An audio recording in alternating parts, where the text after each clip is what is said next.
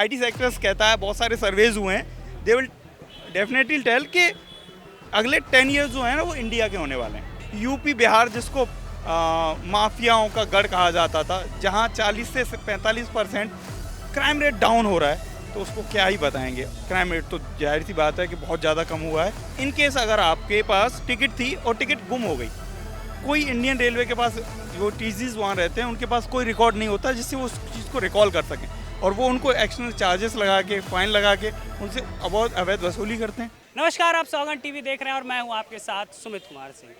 देश में समस्याएं हैं, कई लोग कहते हैं कोई समस्या नहीं है, तो बीजेपी के जो समर्थक हैं वो कहते हैं समस्याएं नहीं है, और अपोजिशन पार्टी जिनको उम्मीद है कि साल 2024 में गठजोड़ काम करेगा, वो कहते हैं कि मोदी की वजह से देश का भट्टा बैठ गया है। हम आम लोगों से जानेंगे कि वो इस मुद्दे पर क्या कहते हैं।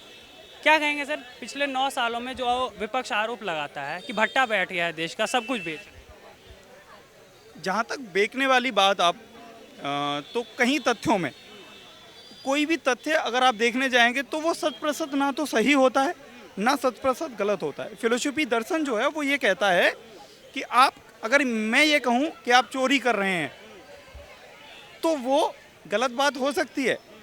कितने प्रतिशत उसका फ़र्क है, हो सकता है 99% वो चीज़ सही हो, लेकिन आपकी स्थितियाँ ऐसी हैं कि चोरी के अलावा अगर आप कुछ और करेंगे तो वो उससे भी बहुत ज़्यादा बुरा होगा। तो आपके लिए बेटर ऑप्शन क्या है?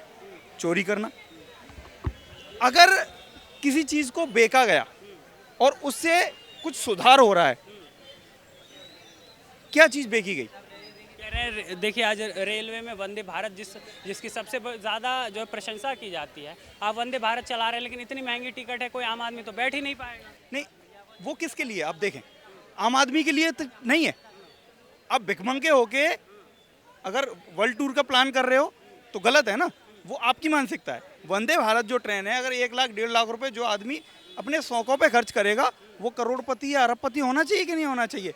अब आप ये कहें कि सुविधाएं आपको दी जाएं उस तरीके की और पैसे आप बिल्कुल ना खर्च करें, तो इन दोनों चीज़ों में कोई मिलाप है नहीं।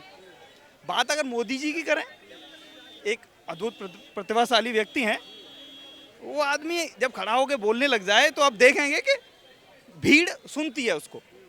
तो अद्भुत भाषा क्षमता तो है। कुछ एक नेगेटिव बातें, विपक्ष का काम क्या है? अगर मेरे आपसे झगड़ा हुआ है तो मैं क्या करूंगा? कमियां गिनवाऊंगा। परिपक्व कौन है? ब्रह्म, ईश्वर परिपक्व है, व्यक्ति कोई भी परिपक्व नहीं होते। हाँ, आज उनके सलाहकार बहुत बेहतर हैं और वो बहुत अच्छे रोड पे हैं। आईटी सेक्टर्स कहता है, बहुत सारे सर्वेज हुए हैं, दे विल डेफिनेटली टेल कि अगले 10 ईयर्स जो है ना वो इंडिया के होने वाले हैं। आईटी सेक्टर्स से बोलिए या फिर नए नए जो काम हो रहे हैं उसमें। अब मेट्रो की बात कर लीजिए, प्राइवेट में चल रही है, जब तक टेंडर है तब तक प्राइवेट में काम कर रही है। आप इंडियन रेलवे से कंपेयर कर सकते हैं मेट्रो को सर्विसेज में? बताइए। हालत तो आखिर इंडियन रेलवे की काफ़ी ख़राब है, ये तो हम भी मानते हैं। ये चीज़ ग्राउंड पे अभी भी स्टेशनों में साफ़ सफाई या ट्रेनों में साफ़ सफाई। मैं ये कह रहा हूँ कि किसी पर आरोप नहीं लगा रहा और ना किसी विशेष व्यक्ति का नाम ले रहा मैं। आप पर टिकट होने के बावजूद भी ऐसे बहुत सारे रूल्स हैं इंडियन रेलवे में जिनको सुधार की ज़रूरत है। मेरे टिकट अलॉट हो गया और मुझे आरएसी में डाल दिया, मुझे आधी पूरा मैंने पैसा दिया, मुझे आधी सीट मिलेगी। मैंने पूरा पैसा दे दिया, मेरा रिजर्वेशन वेटिंग में था, सीट किसी और को अलॉट कर दी और मुझे पैसा भी वापस नहीं मिल रहा अगर मैंने ऑनलाइन नहीं किया, काउंटर से कराया।